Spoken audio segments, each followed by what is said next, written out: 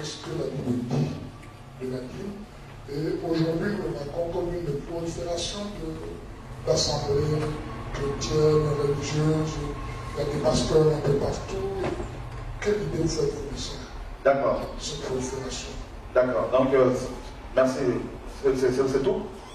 C'est tout, ok, parfait. Donc, je n'ai pas de formule. J'ai pas de formule. On se laisse guider par le Seigneur. Parfois, on est amené à donner un enseignement avant, et ensuite les gens posent des questions, ou on fait l'inverse, selon que l'Esprit nous conduit.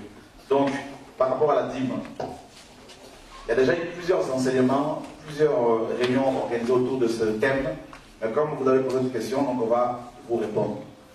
La dîme est-elle biblique ou pas? Oui, la dîme est biblique, parce qu'on la voit dans les Écritures. Mais la dîme n'est pas néo-testamentaire. C'est là la différence. C'est-à-dire, la dîme n'est pas... le Nouveau Testament, pardon, n'enseigne pas la dîme. Et aujourd'hui, l'enseignement sur la dîme que nous avons fait est comme un pavé, n'est-ce pas, jeté dans la mare.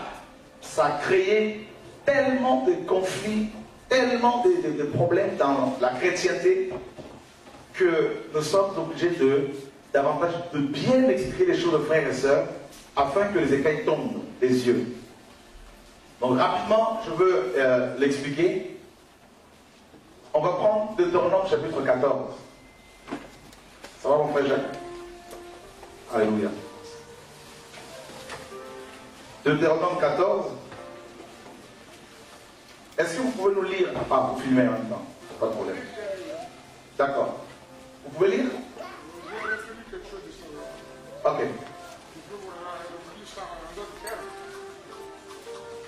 Deutéronome 14, verset 22. D'accord?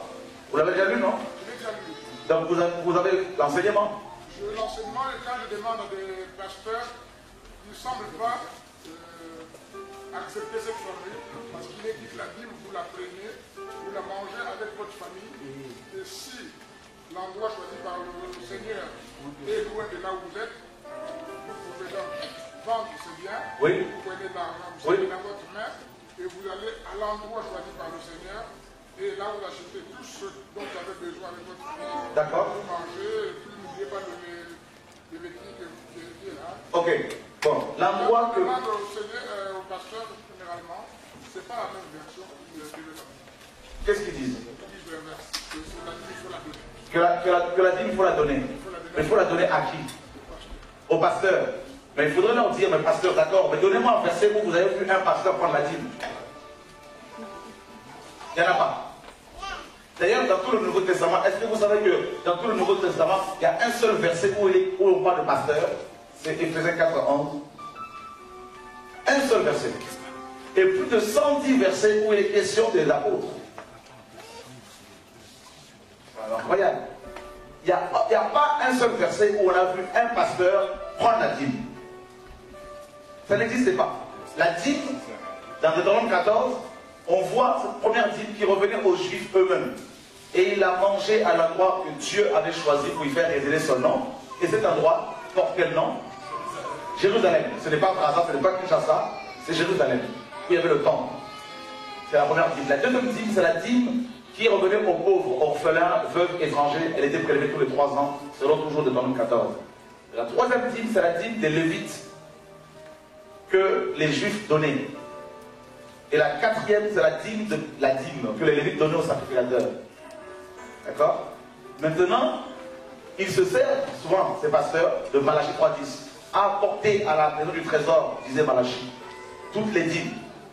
Dîmes d'huile, pour ceux qui travaillent l'huile, les fruits, toutes ces dîmes-là, à la maison du trésor. Et la maison du trésor, selon Néhémie, chapitre, n'est-ce pas, 8 et 10, pardon, selon Néhémie 10, la maison du trésor, c'était des magasins qui étaient dans le temple de Jérusalem. Et les sacrificateurs travaillaient essentiellement dans le temple. Donc, ils, en fait, exerçaient la fonction des fonctionnaires actuellement. Et voilà pourquoi on leur payait cet impôt-là. Comme nous payons les impôts dans le pays moderne. Donc, la dîme que les pasteurs réclament, c'est la dîme de Malachie. Pourtant, Malachie réclamait la dîme de la dîme que le Lévite payait aux sacrificateurs. Ce n'est même pas la dîme du peuple que Malachie réclamait.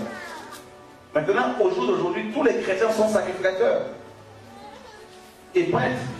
Donc, ils n'ont plus à verser cet impôt aux pasteurs. Donc, tous ces pasteurs qui réclament la dîme sont tout simplement soit ils sont ignorants, soit ce sont des voleurs. Il faut dénoncer. Et vous avez vu toutes ces années, ils ont pris vos dîmes ici à Brazzaville. Posez-leur la question, qu'avez-vous fait avec cet argent?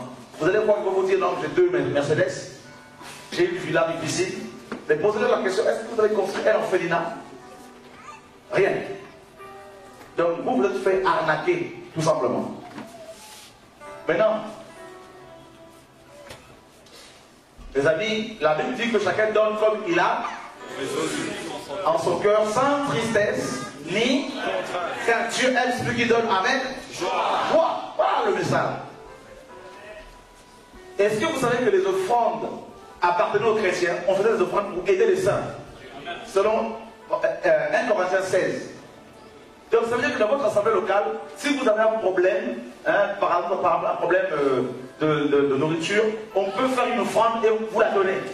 Alors maintenant répondez-moi, la dernière fois où votre pasteur, vos pasteurs ont fait des offrandes pour vous, ça remonte à quand? Mais comment ça se passe? Voilà un enfant du pasteur qui va voir son père. Papa, oui mon chéri, je voudrais de nouvelles baskets. Il n'y a pas de problème, attends dimanche. Alléluia! Quel ton voisin, ça va casser! On va tout casser au nom de Jésus. Je sais, il y a des envoyés ici. Bienvenue! Et ouvrez grandement les oreilles. Vous allez repartir comme les huissiers qui étaient envoyés pour arrêter Jésus. Et vous direz jamais on va parler.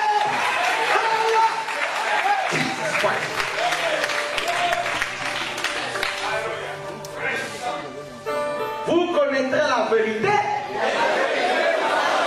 Fais comme ça. Tu lis. Dis-toi, tu lis. Je suis. Alléluia.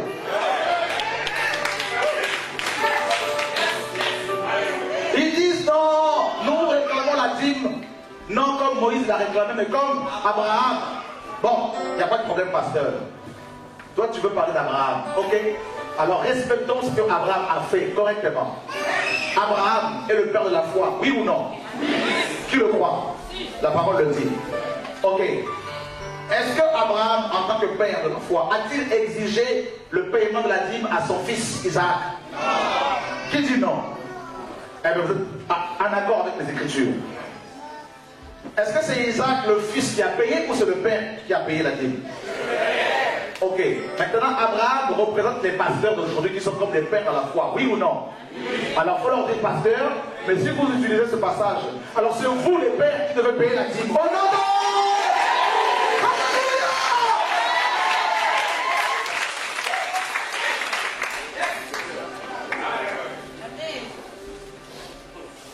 Et autre chose, cette dîme était prélevée sur le butin de la guerre. Dis, pasteur, il faut aller faire la guerre, avoir un butin, et dessus tu vas prélever la dîme.